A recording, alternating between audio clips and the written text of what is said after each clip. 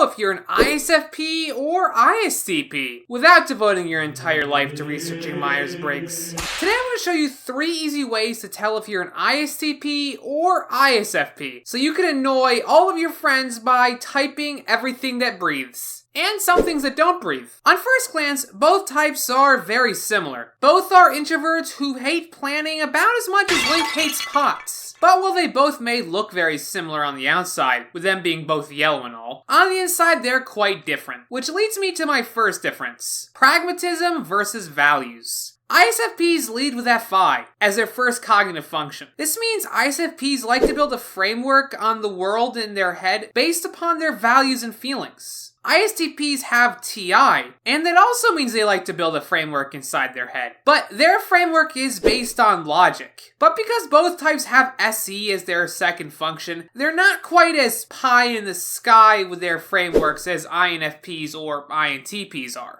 ISTPs tend to deal with things in a much more detached way. Basically, an ISTP is a lot less likely to break down in tears when fixing a car than an ISFP is when painting a portrait. Skills versus expression. ISFPs are all about self-expression and will try to show off their unique identity in many ways. And one of the common ways they like to express themselves is through fashion. ISFPs often have a unique style that's all their own. If you can't find an ISFP at home or at a craft shop, rest assured you'll find them in a Goodwill looking for their next killer piece to take on the office runway. Fashion is kind of meh to most ISTPs. Sure, they don't want to look like a Walmart bargain bin hanger, but ISTPs don't find identity in expression. They find their identity in the skills they have. An ISTP would much rather show off their redneck AC repair than any fashion trend. People motivated versus result motivated. ISFPs are a bit of a paradox. They're introverts who need their alone time, but who also really love people. Humans are just so interesting. They're kind of like the ISFP's guilty pleasure. They want to be accepted by the group and have close friends. ISTPs like people too, but they aren't as interested in them. They would much rather have the tribe accept them more for their skills and results than accept them as individuals. ISTPs oftentimes struggle with people because they just don't value friendship as much as ISFPs do. Obviously, ISTPs still want to have friends and be accepted, just not as much as ISFPs. So I think the best way to tell if you're an ISTP or an ISFP is to simply ask yourself, do you think logic or feelings are more important when problem solving? Do you find more value in self-expression or mastering skills? Do you value close friendships or results more? And finally, if you're still having a hard time finding out which type you are, I recommend checking out my videos on ISFPs and ISTPs. You can watch them by clicking here. I've been TrebleKnight, thanks for watching, and I'll catch you guys all next time.